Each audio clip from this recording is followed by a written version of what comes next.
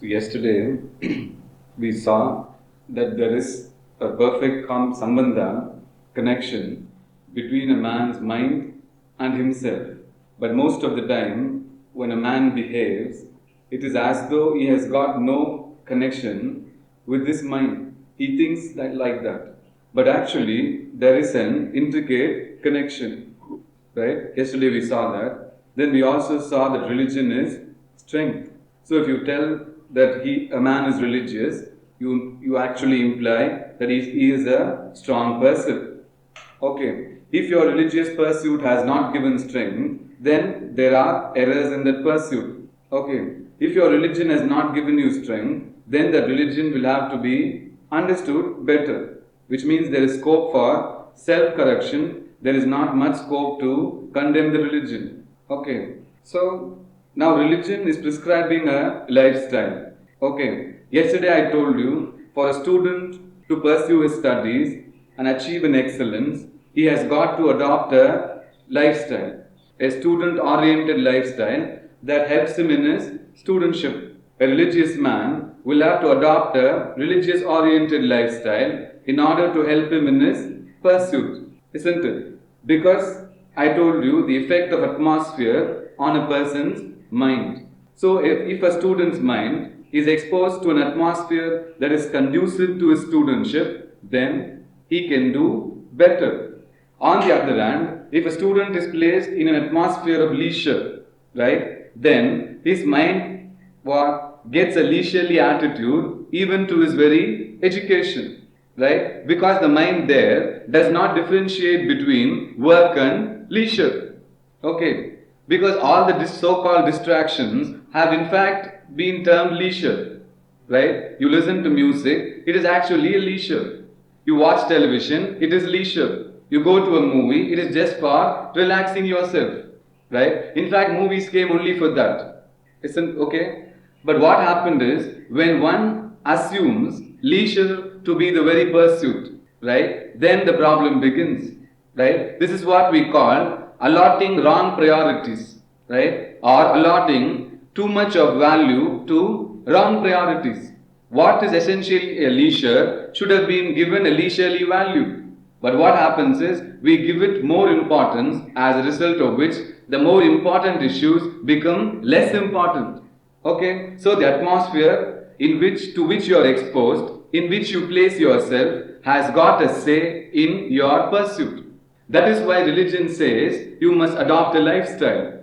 You understand, any religion you take from Judaism onwards, it prescribes a lifestyle, right? A Sardar wearing a turban is part of his lifestyle. The problem today is they are sticking to the turbans, they have forgot the principles. Okay, why does religion prescribe a lifestyle?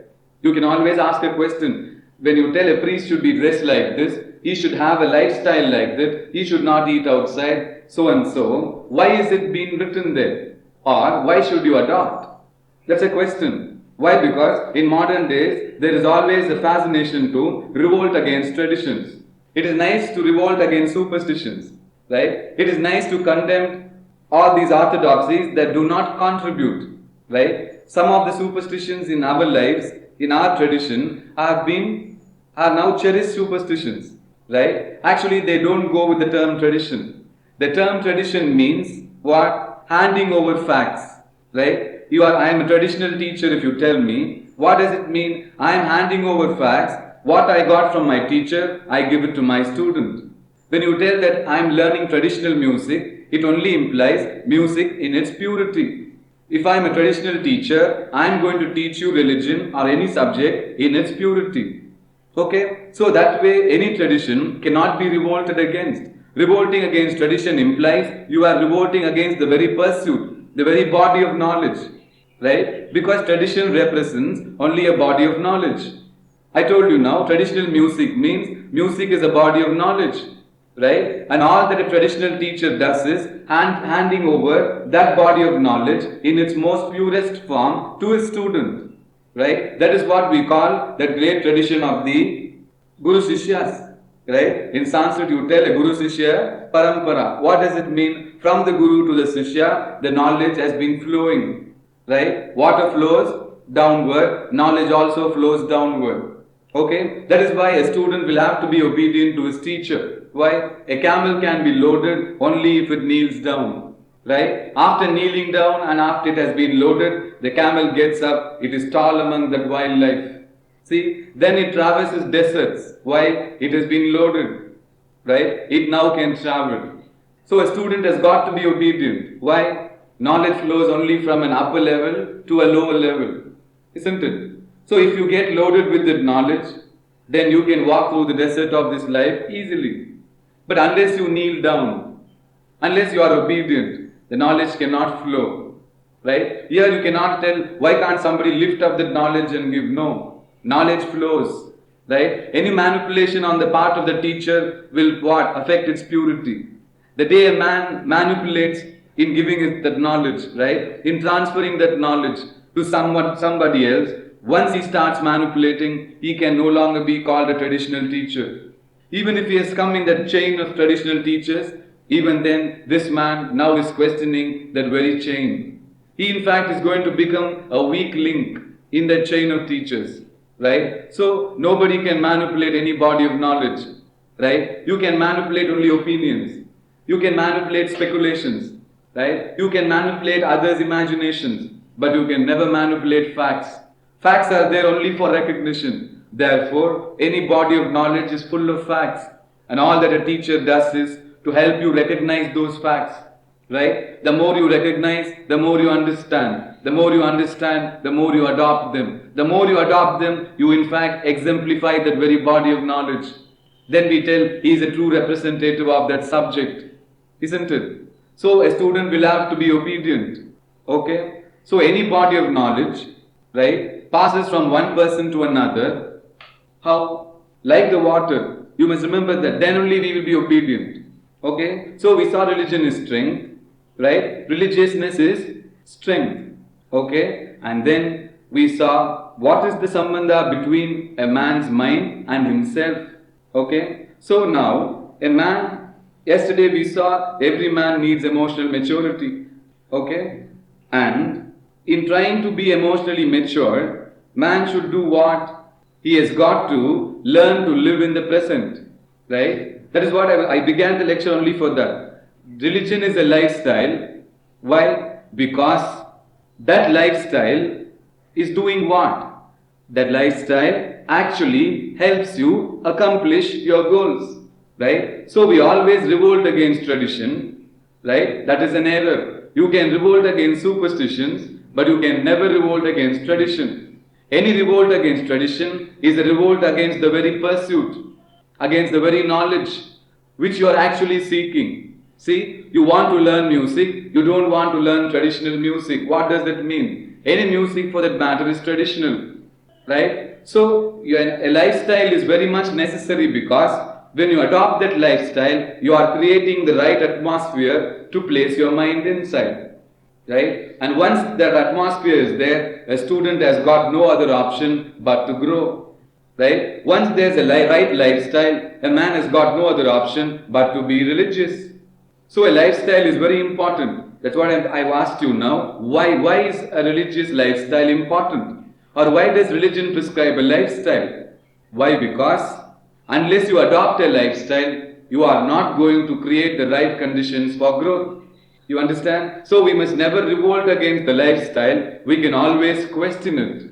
Right? You can always question superstitions. And once you find that they do not have any role to play in your pursuit, you can always cast them aside. Right? So when religion prescribes a lifestyle, when a school prescribes a lifestyle, you saw every school says you must wear this uniform. What has that uniform got to do with study? Just imagine. Why should you come at the right time? Why should you be there after such a time? Why should you do only these things in school? Why should you not do certain things there? All this is part of the lifestyle. Right? When a school prescribes a lifestyle, we follow it blindly. But when your religion prescribes something, we like to revolt. You saw? This is another indication of our mental immaturity. So many schools are having lifestyles that do not go with, that have got nothing to do with the pursuit. Still we follow. Right? But when religion prescribes and even offers solutions, we want to question it. In fact, we don't question it, we just negate it. Negating is one thing, negation is revolting, right? It's a blind revolt. In fact, a blind reaction. Questioning implies necessity to know. Okay? So, when after you adopt a lifestyle, right, creating the right atmosphere for a studentship implies you will have to live in the present. And that is our problem. See, man can never live in the present. Why? Because in everything you do, right, the past interferes. And every time the past interferes, all that we do is take up the past and start analyzing it. See, we spend a lot of time in analyzing the past, okay, and then forget the present. In fact, all our present time is spent in only analyzing the past. We analyze the past, what happens? How do you analyze? Are you analyzing with a mind that wants to learn, or are you analyzing with a mind that is just reacting? See, you must also always know what do you mean by the word present. See, what was once the past, what do you call past today, right, was actually the present once. And what do you call the future today is going to be the present later. So if you do not know to live in this present, you can never live in the future. You have not lived in the past, right? So analyzing one's past, what does it do? It actually strengthens your reaction. You saw? It strengthens your reaction. It only what promotes, aggravates an already demeaning opinion about you. See, as long as you are disturbed by your past, it only implies that that past has created a wrong image about you inside. Right? And every time the past surfaces, you respond from the wrong image. What happens is you are strengthening this wrong image, right? Thereby offering more scope for self-condemnation, right? Whenever the past comes and you tell, I should not have done like this, you are actually condemning yourself. See, what do you do when you analyze the past? You tell me, if only I had done like this last year, then I would have been like this year. Right? You tell this and then keep on brooding about not doing it last year. Right? When I question it, you tell, now Swamiji, I know that what I did last year was wrong. Therefore, when it comes to a situation in the future, I will correct myself. He will not tell that I will correct myself now. He says, if at all a situation like that comes in the future, I will correct myself and act. Which means what? You don't understand that the same time next year, you are going to repeat, if at all I had done like this last year, I could have been better this year. See, what you were brooding as past is now disappearing. It is also swallowing your present as well as calling the future. So you wasted the past, you are wasting the present, you are also going to waste the future. You saw? So brooding over the past is not a solution. Right? Also trying to forget the past is also not the solution. Why? You can never forget your past. In fact, every time you analyze the past, you tell, let me forget it. There are people who come and tell you, forget and forgive. Or the other way. But what happens is, every time you try to forget, it comes back with more power. Every time you try to forgive, you find yourself not that religious. You saw? To forgive, you'll have to be religious. You will have to transcend human limitations. Why? Because within the human levels, revenge is a very powerful word. Retaliation is a very powerful word. Revenge and retaliation make more sense, right, than the word forgiveness.